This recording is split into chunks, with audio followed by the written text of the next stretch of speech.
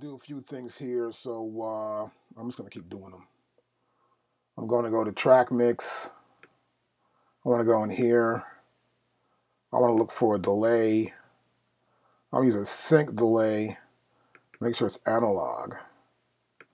Then here for my return 3, I want to find something I want to use to give some sort of really smooth sound to the overall track for just a couple of elements.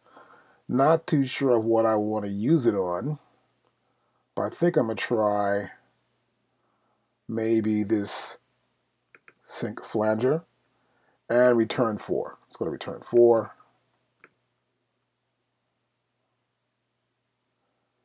And I'm looking for multi-tap delay just to experiment with something. And we're good. So if you turn the setup here, see it's 100%, 100%. So we're throwing 100% of that output directly there, right? So we're getting 100% going directly into our system. I can always adjust that as I go through later on. Let's say I wanted less reverb. I just pull it down here. We're going to go back now to the program mix section. And here, I already know what I put in there for part 2, which is the sync delay. I noticed that this keyboard, it sounds okay as I solo it.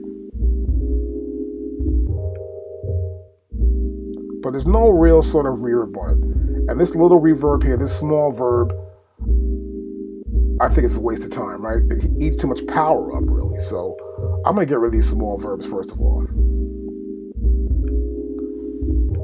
I just got an idea what it would sound like, right? Now you'll hear the difference. They sound more up front, closer to us. What I want to go do now is I want to go to my sends and get an idea of how that delay might sound on it.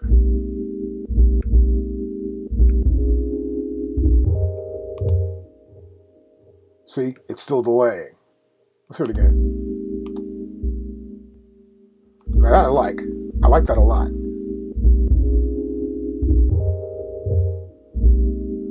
That's not too bad. I get the feel it's delaying there, but it's also just sort of delaying after it. So it's, you stop it, it's still delaying a little more. And it dissipates rapidly. That's pretty good. Now, I want to bring back that reverb I had before. Since I removed it from the track itself, I'm going to use the overall reverb, right? So I'm going to go here to this track right here and sort of hear how this reverb sounds and everything else is in. To give all of it the same sort of reverb sound. The sort of same reverb sound here.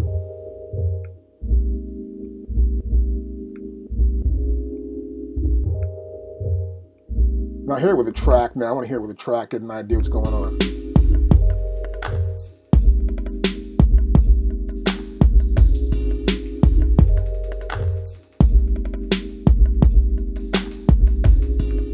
Bring it down a little bit more here.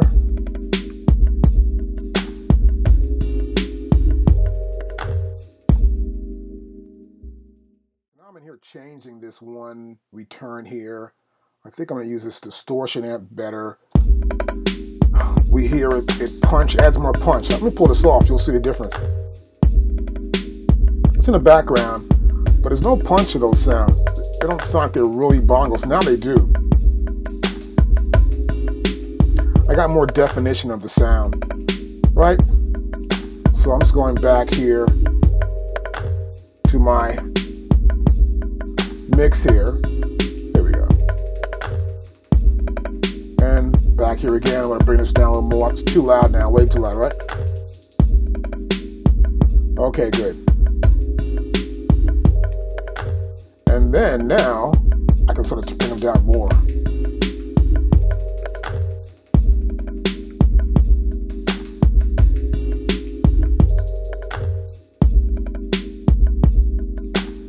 They have more definition to them now. Much better. That makes it much more easier.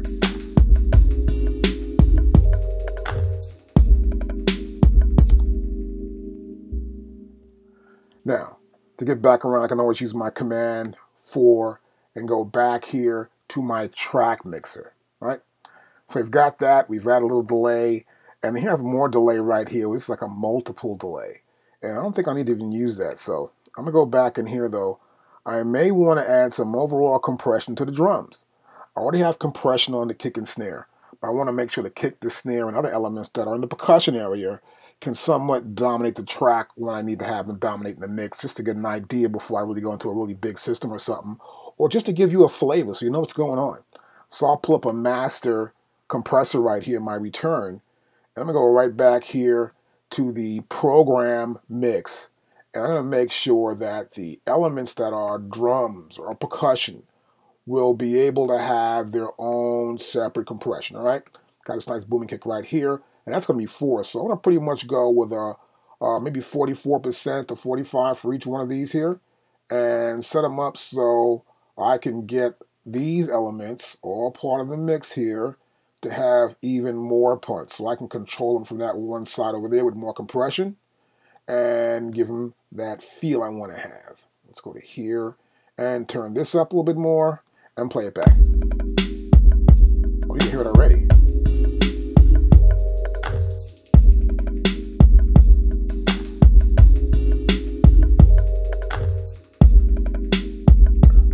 little more here. A little more of that right there in the middle. This would be nice.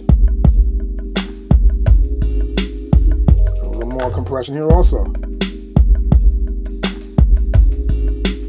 You can hear it right now. So this big bass drum is in there, and you notice we're not getting a lot of output here on the master, right? Now I'm gonna go right back here to this mix. You see that? That's that compressor right there. I'll pull it off.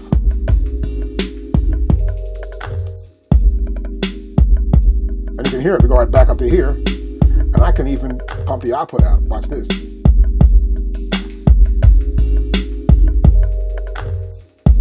More attack if I want. Let's get some tighter ratios going on here.